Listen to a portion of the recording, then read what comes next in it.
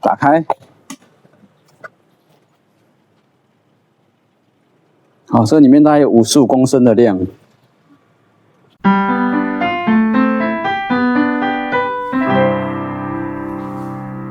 最近新买了一个55公升的后箱，收到之后才发现这么大一只，有点担心哦，高速的时候会不会风阻太大，影响车辆重心和操控。好，你看这么大一箱，这就是我买了一个行李箱。打开，其实我里面已经打开过哦。哎呦，箱子有这么大，跟我的人比起来这么大。好，这就是这箱子，看起来很大一个，我们把它装上去看看。OK， 现在变成这样子，打开。好，这里面大概有55公升的量。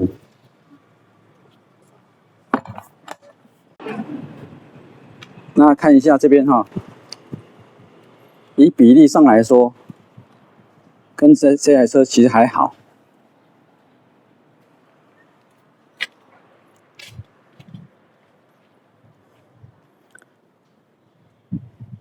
跟这台车比例上来说，应该是还 OK。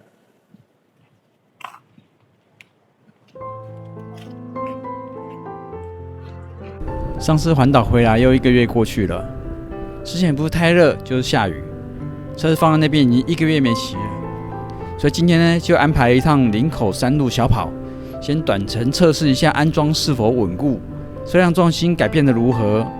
在片尾的时候还有回程遇到山道车祸，请听我娓娓道来。最近拍影片设备越买越多，上次环岛的装备就占掉行李大部分空间。所以回来后就开始寻找合适的行李箱。我这台 Joymax Z300， 前车主就已经帮我装好了铝合金后货架。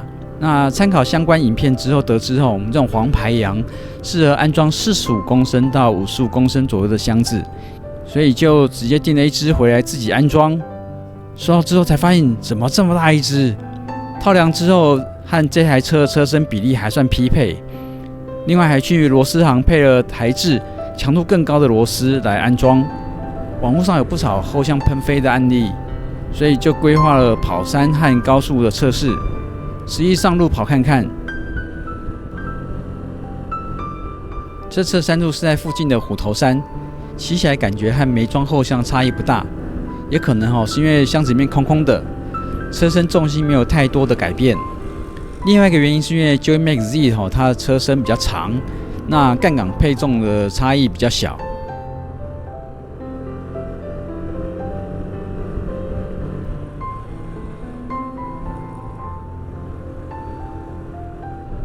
今天天气骑车真的是还蛮舒服的，凉凉的。现在是10月24号，已经算秋天了。那尤其在这种山路林口这个山路，这边确实比较更凉一点，气温更低一些，加个薄外套可能会更保险一点。不过我个人觉得这种直接这样吹这种风是很舒服的。接下来是去西滨测一下高速时的气流，看是否会对前叉操控造成影响。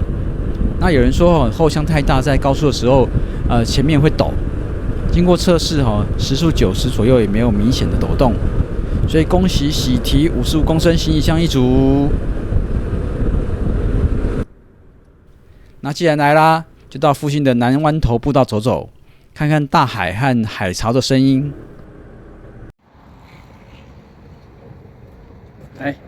现在就是要去这个南湾头步道走走。今天天气是真的还不错。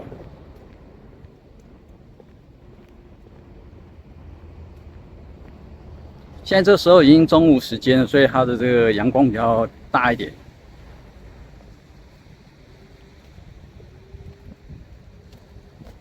好地方，这凉亭就是常来的这个地方。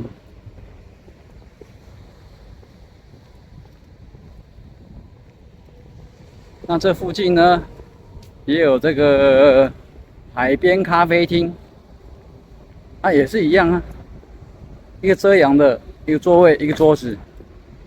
那其实运用这个凉亭就可以了，对不对？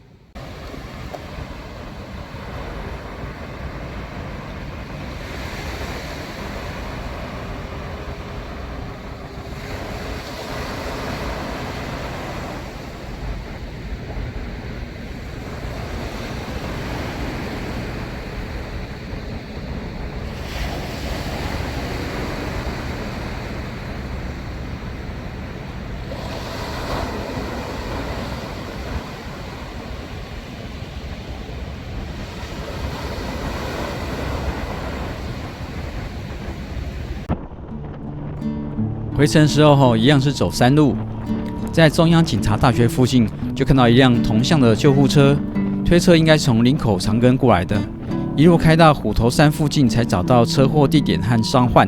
回来查过地图才知道，这是接近5公里左右的路程。那看到这次车祸不得不想到自己的小孩，如何预防类似的事件？首先呢，就是平时的安驾训练。那山道并非赛车场，路面品质状况很多。但像这次的事发地点是在三岔路口，有明显的视线盲区。只要是视线盲区呢，我们就预设会有车辆跑出来，那速度先降到足以应付紧急状况程度，以防万一。再则是今天的这个地点距离大医院还算近，那救护车大概5分钟到了。那如果是荒山野岭，那最近的救护车过去可能需要1-2个小时，这都是很正常的。那要如何就近取得资源，应急来急救？例如上去环岛续海，距离最近的救护车要从台东开过来，接近100公里的路程，过去大概需要2个小时左右时间。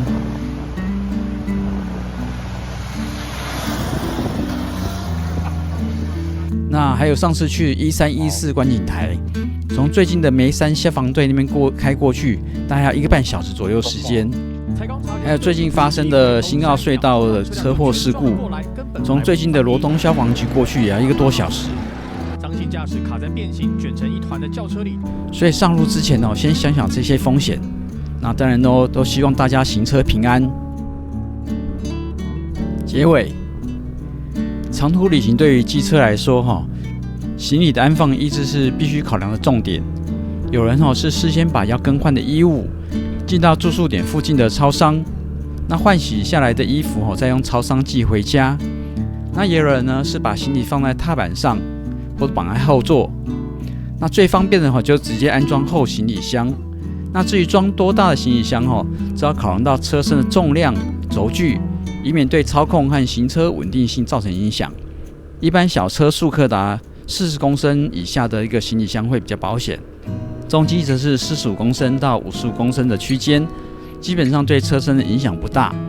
那市面上有65公升的行李箱，那这款体积比较大，行车时候的受风面积较大，那需要从车型后货架还有流体力学一并考量。那如果有后箱喷飞的疑虑的话，有人是把快拆机构改成直接打洞锁在后架上面，那有人呢是用弹性绳把后箱和后架绑在一起，减少扣具松脱的风险。那也欢迎机车行李箱干爹们和我联络合作拍片。后面是这次南湾头步道的跑山画面和路线参考。那今天的影片就到这边了，我们下次见，拜拜。